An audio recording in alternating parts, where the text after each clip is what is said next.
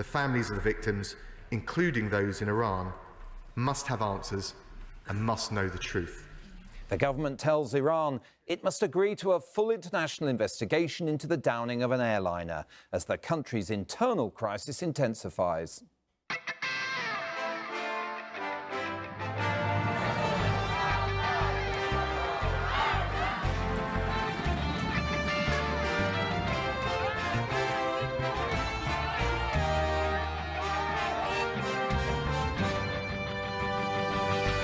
As Iran's leaders clamp down on street protests, the search for a diplomatic solution to the region's crisis goes on.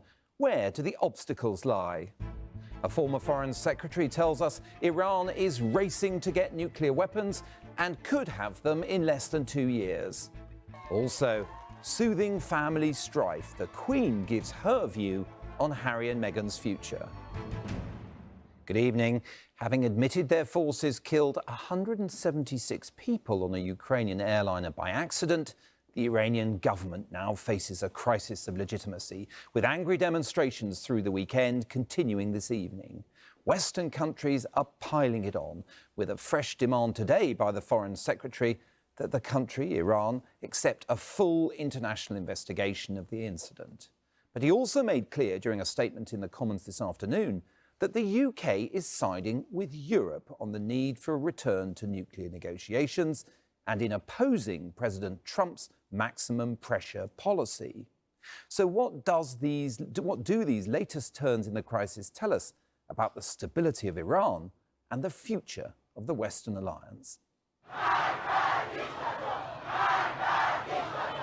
The anger on the streets is not subsiding. After protests through the weekend, the slogans began again today at Sharif University, including one of death to the mullahs. There was a heavy security presence across Tehran and other cities, and activists have claimed that regime loyalists from the Basij militia beat and shot at them yesterday. But still they come out to protest.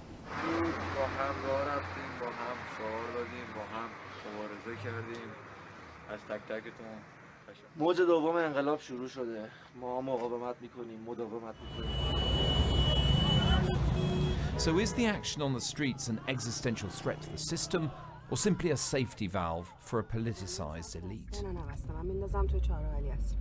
Mazar, not her real name, has told us about her forays to the protests. You know, with the governmental people and people from the regime and the police ones, and a big crowd of them. Still, they were doing nothing, but they were focusing on the cars if anybody was taking a picture or not. They started to come and attack us, shoot fire on us, you know, with bullets and with tear gases and all of them. You can find everyone. You can find even from teenagers, you can find from students, university students, and also you can find mothers and fathers, people with old ages outside. Well, they do not want this regime anymore. 42 years living with the lies, living with this dictatorship, that we're done with it. As the tensions continue, the Iranian ambassador in London was summoned for a dressing down at the Foreign Office. That followed the detention yesterday for a few hours of his British opposite number in Tehran. Condemning that arrest today, the Foreign Secretary said the Iranian government is at a crossroads. The diplomatic door must be left open, because ultimately the only way to permanently de-escalate, which I think the phrase he used, is to have a diplomatic solution to all of the issues, from the nuclear front to the issue of Iran's destabilising activities in the region, and of course the dual nationals and many of the other bilateral issues. And we have been clear, and we're consistently clear, that that choice is there for the regime in Iran to make. And they can slip further into isolation with all of the consequences that will have for the people of Iran, or they can take the choice to come to the diplomatic, come through the diplomatic door, come to the negotiating table, and then I believe that over the long term, that is the only way all of these issues will be resolved. But Britain is also at a crossroads and seems to be choosing to keep faith with European allies over the nuclear deal or the rule-based international order, rather than siding more clearly with the Trump administration on Iran, and indeed more widely. In an interview published yesterday, the Defence Secretary said US leadership couldn't be taken for granted and that the UK military needs to be more able to operate independently of America. Well, earlier I spoke to someone who's been at the coalface of diplomacy with Iran and indeed Western policy making, Jeremy Hunt, who was Foreign Secretary until 6 months ago. I began by asking him if anyone seriously believes that President Trump can be brought back around to supporting the Iran nuclear deal. No, I don't think they do. And it is on its last legs and the clock is ticking.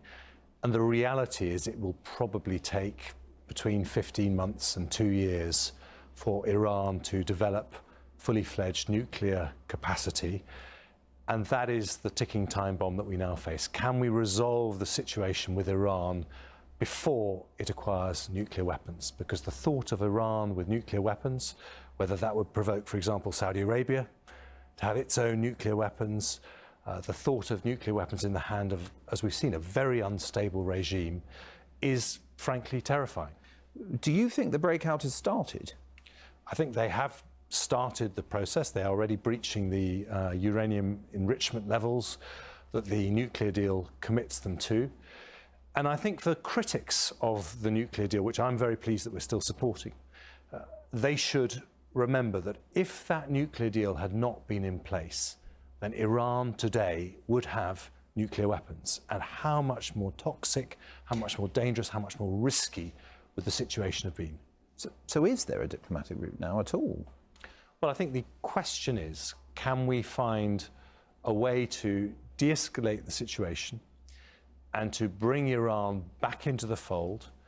The assassination of Soleimani was a huge risk, but it's a risk that potentially may have paid off if it causes Iran's government to step back and creates a window of opportunity. My own view is that they are unlikely to seriously negotiate with the United States until after the US presidential campaign. They know they're going to be dealing with Trump, if it is Trump, but that then creates a very short window in which to do a deal. And before they have the bomb. Before they have the bomb. And that will create the pressure from their side. From the United States' side, they will have a president with a mandate for another 4 years. And that is what we and the rest of the world have got to hope happens. And when you look at the signs of instability, serious problems back in November where they switched off the internet while they carried out a violent repression, and now re-emerging, do you think that makes them more or less likely to want nuclear weapons? I think they are now going to feel that they need to have nuclear weapons to show the United States that it's paid a price for the economic sanctions that are so crippling for them. So I don't think there's a deep desire to have nuclear weapons for the sake of them, because frankly they're the weapons you're least likely to actually use. But I think they are now likely to make progress in that direction, and that adds to the uncertainty. The thing about the Middle East is that the unexpected does happen, as we've seen. You're not pinning any great hopes on the survival of the nuclear deal, but for the time being, Boris Johnson is still lining up with Germany and France on this, and that would confound people who were saying in the election, oh, he'll do anything to get a trade deal with Donald Trump. I mean, how do you think he's playing this?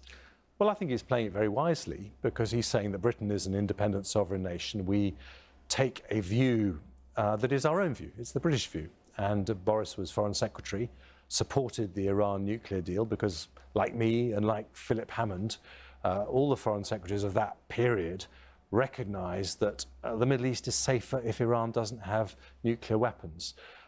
But the crucial role that Britain can play is that if there is one European country that always has an open audience with the President, an open door to the White House, it's us. And we have the ability to give advice in private that is sometimes not possible for other countries to do. And so the advice we're giving to calm things down, I think, may be very, very important. Don't you think, though, that there's a sort of vanity in thinking that you might be the Trump whisperer? I mean, wasn't that the mistake that Emmanuel Macron made as well? Well, I think there is a vanity in thinking, in overstating our influence. But it's also a mistake to think that we have no influence at all.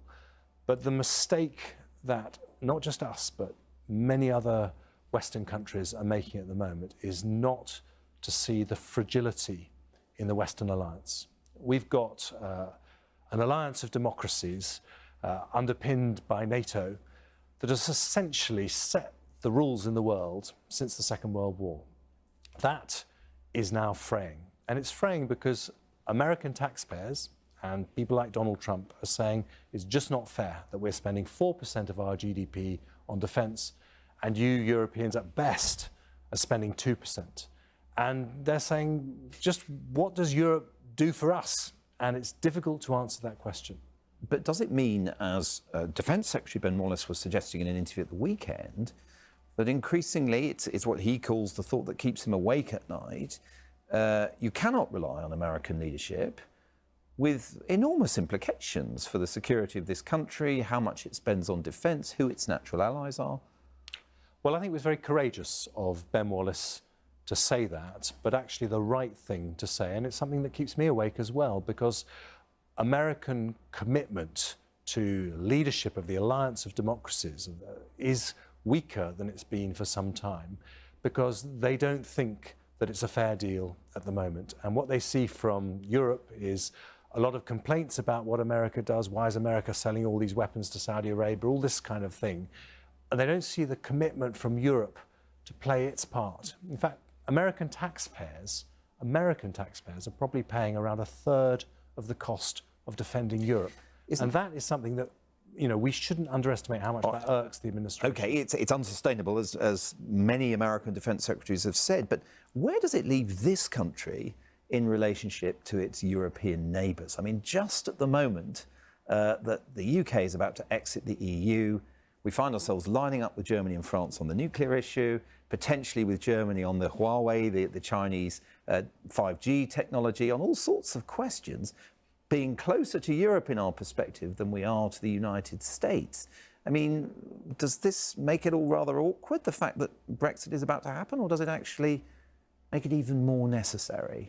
Well, I think it makes it more necessary, because if you look at our historic role over the last 70 years, over the last 100 years, we've been the bridge across the Atlantic that has brought European countries and the United States together. And if there is one country that can bind together the leading democracies of the world, it's Britain. But if we're going to do that, we've got to have something to bring to the table. We've got to have better military than we have now. Our military are fantastic, but they are struggling to meet the commitments they now have. At the moment, the interest in Washington in that leadership role is waning. And therein lies huge dangers. In 10 years' time, for the first time in our lifetimes, the largest economy in the world may not be a democracy. And that will have profound implications on our confidence as Western countries. The need for democracies to stand together to defend the values that we believe in has never been stronger. And that's why I think Ben Wallace pointing out that we can't take American leadership for granted is courageous and right.